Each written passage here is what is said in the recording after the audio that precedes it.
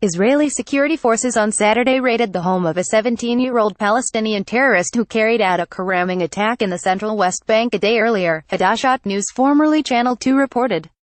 Forces searched the home of the attacker, who rammed his car into two people in Gush, etzion, south of Jerusalem, seriously injuring one of them. The assailant was shot and wounded when he exited the vehicle and attempted to stab soldiers.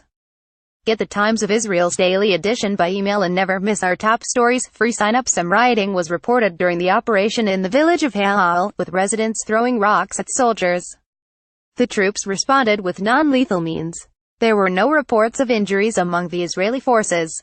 On Friday, the army set up checkpoints around the West Bank town. The family of the terrorist was also detained for questioning, the army said. Even Ezer Hollering, 35, who was seriously wounded in the ramming terror attack on November 17, 2017, courtesy just after 6:30 a.m., the 17-year-old Palestinian attacker rammed his car into the first victim, a 70-year-old man. David Ramati, who sustained a light head wound at the Efrat South Junction. Ramati said he had a pistol and tried to shoot the 17-year-old driver, but he was hit by the car before he could.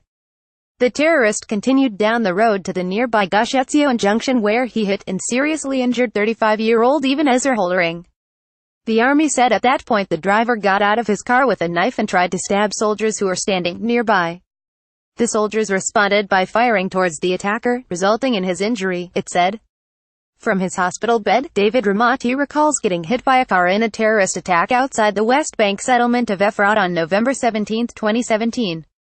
Screen capture shares at Medical Center. Hollering's wife urged people to pray for the father of 5. I am the wife of Ezer, who was wounded in the attack this morning, his wife said in a short video from the hospital. His condition is very serious and I am asking everyone to pray for him. Ezer, the son of Malka, she said. A car that a Palestinian terrorist rammed into two Israelis in the central West Bank on November 17, 2017.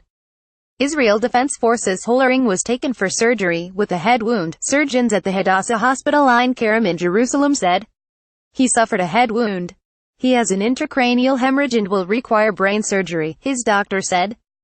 He's in serious condition, but he is stable. Jacob Magid contributed to this report.